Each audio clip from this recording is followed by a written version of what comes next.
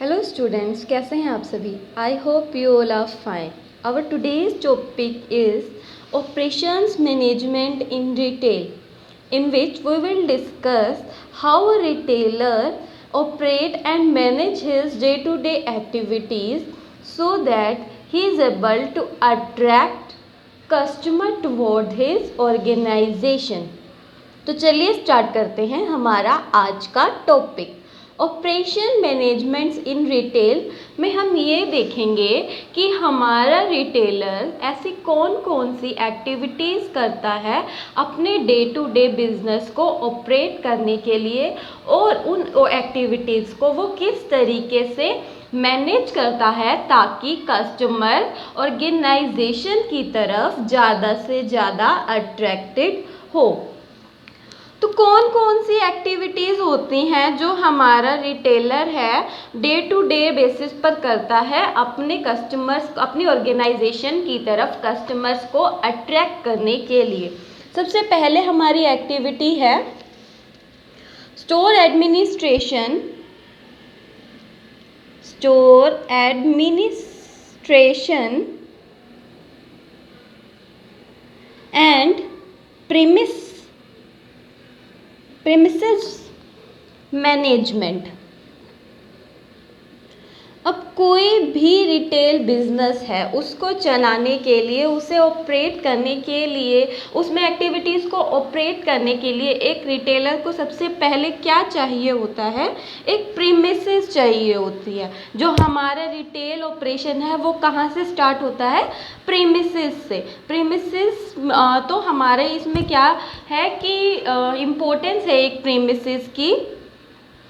अगर हमें अपने रिटेल बिजनेस को प्रॉपरली रन करना है तो एक राइट प्रीमिसेस का होना बहुत ज़रूरी है. अगर हमारे कस्टमर को अट्रैक्ट करने के लिए रिटेलर ने प्रीमिसेस सही सेलेक्ट नहीं की, रॉन्ग लोकेशन पर प्रीमिसेस को सेलेक्ट कर लिया, तो हमारे जो रिटेल का ऑपरेशन है वो वेस्ट हो जाएगा. तो सबसे पहले हमारे रिटेलर को क्या एक्टिविटी करनी होती है? Store administration and premises management. उसे ये देखना होता है कि वो कौन से प्रीमिसेस को सिलेक्ट करेगा, किस तरीके का प्रीमिसेस होगा जिसमें वो अपने डे टू डे बिजनेस को ऑपरेट करेगा. सेकंड हमारी एक्टिविटी होती है ऑपरेशन मैनेजमेंट में कि सिलेक्शन ऑफ टारगेट मार्केट. जब हमारे रिटेलर ने ये डिसाइड कर लिया कि उसकी प्रीमिसेस इस तरीके की होगी, उसने ये प्लान कर लिया कि प्रीमिसेस इस प्लेस पर होगी और उसके अलावा ये यहाँ पर इस तरीके से एक्टिविटीज़ करेगी, उसने इस सब का प्लान बना लिया. उसके बाद क्या करता है हमारा रिटेलर? एक टारगेट मार्केट को सेलेक्ट करता है, क्योंकि अगर हमने एक टारगेट मार्केट को सही से सेलेक्ट नहीं किया, एक रिटेलर ने रॉन्ग टारगेट मार्केट को सेलेक्ट कर लिया, तो उसका सारा रिटेल ऑपरेशन वेस्ट हो जाएगा और वो कस्टमर्स को अट्रैक्ट नहीं कर पाएगा. तो सेकंड हमारी एक्टिविटी क्या है? हमारे रिटेलर को क्या करना है? सेलेक्ट करनी है अपनी टारगेट मार्केट जिसमें कि वो अपने प्रोडक्ट्स को सेल करेगा. थर्ड एक्टिविटी जो हमारा रिटेलर करेगा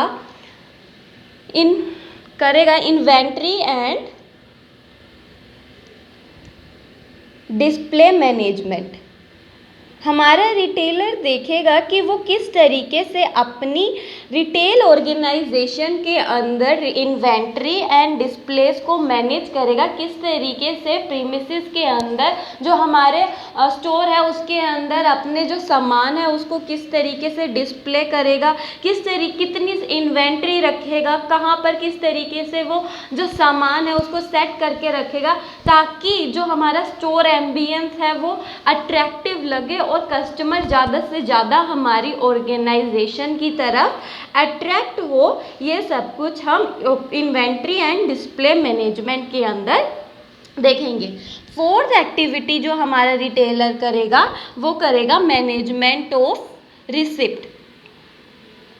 मैनेजमेंट ऑफ रिसिप्ट के अंदर हमारा रिटेलर देखेगा कि जो कैश उसने लेना है डे टू डे एक्टिविटीज़ को परफॉर्म करने के बाद जो सेल से उसको कैश आएगा, वो कैश किस तरीके से लेगा, वो जो पेमेंट है वो किस तरीके से अपने डेटर से रिसीव करेगा, वो कैश में लेगा या क्रेडिट में डील करेगा या कैश और क्रेडिट दोनों में डील करेगा, और किस तरीके के वो मेथड का यूज़ करेगा अपने कस्टमर से पेमेंट को लेने के लिए। ये सब कुछ हमारा रिटेलर मैनेजमेंट ऑफ रिसिप्ट के अंदर डिसाइड करता है। फिफ्थ जो हमारी एक्टिविटी हमारा रिटेलर डिसाइड करता है वो है कस्टमर सर्विसेज। हमारा रिटेलर कस्टमर सर्विसेज में ये देखता है कि कस्टमर्स को अट्रैक्ट करने के लिए वो किस तरीके की कस्टमर सर्विसेज हमारे कस्टमर्स को प्रोवाइड करेगा, वो कब कस्टमर सर्विसेज हमारे कस्टमर्स को प्रोवाइड करेगा। एक ऑर्गेनाइजेशन अगर अपनी ऑर्गेनाइजेशन के अंदर कस्टमर्स को अट्रैक्ट करना चाहती है तो उसे क्या करना होगा, आफ्टर सेल सर्विसेज भी कस्टमर्स को प्रोवाइड करनी होगी, और उसके अलावा जो हमारा कस्टमर परचेज करने आया है उस टाइम पर भी उसे उन्हें कस्टमर सर्विसेज प्रोवाइड करनी होगी। After purchasing the product, before purchasing the product and in between purchasing the product, हमारे कस्टमर्स को हमारे रिटेलर ने सर्विसेज प्रोवाइड करनी है अगर उसे ज़्यादा से ज़्यादा कस्टमर्स को ऑर्गेनाइजेशन की तरफ अट्रैक्ट करना है तो। 6 है मैनेजमेंट ऑफ प्रमोशनल एक्टिविटीज़। हमारा रिटेलर इसके अंदर ये देखता है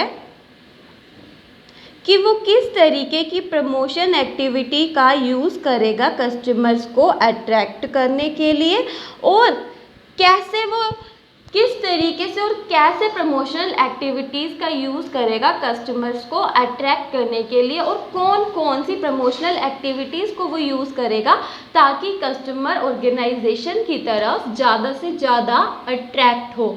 अब वो एडवर्टाइजमेंट का यूज़ करेगा, सेल प्रमोशन एक्टिविटी का यूज़ करेगा, या फिर इन सब के मिक्सचर को, जो हमारे सेल प्रमोशन मिक्स जिसे हम कहते हैं, उनका यूज़ करेगा कस्टमर को एक रिटेल ऑर्गेनाइजेशन के अंदर। ये सब कुछ हम मैनेजमेंट ऑफ प्रमोशनल एक्टिविटी के अंदर डिसाइड करते हैं, और ये डिसाइड करते हैं कि हमारा रिटेलर कितनी अमाउंट प्रमोशनल एक्टिविटीज़ के ऊपर लगाएगा कस्टमर्स को अट्रैक्ट करने के लिए, ताकि जो हमारी रिटेल ऑर्गेनाइजेशन है उससे हमारा जो रिटेलर है उसे प्रॉफिट हो।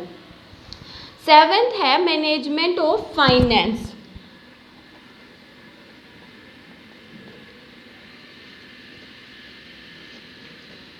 मैनेजमेंट ऑफ फाइनेंस में हमारे रिटेलर ने ये देखना होता है कि जो फाइनेंस होता है वो लाइफ ब्लड होता है किसी भी बिजनेस के लिए। अगर आपको कोई भी बिजनेस ऑपरेट करना है तो बिना फाइनेंस के आप नहीं कर सकते। हर एक बिजनेस को ऑपरेट करने के लिए आपको फाइनेंस की ज़रूरत होती है। और फाइनेंस किस लिए यूज़ होता है?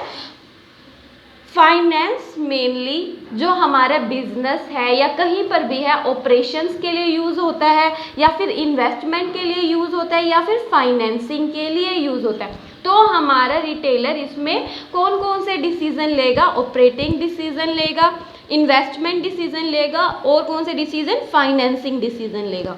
ऑपरेटिंग डिसीज़न में हमारा मैनेजर ये डिसाइड करेगा कितनी अमाउंट उसने, कितना कैश उसने डे टू डे एक्टिविटीज़ को ऑपरेट करने के लिए यूज़ करना है, ताकि वो अपने काम को, अपने ऑपरेशन को आराम से कर सके और बीच में कोई प्रॉब्लम ना आए, और जो हमारे कस्टमर्स हैं उन्हें सर्विसेज टाइम पर मिलती रहे।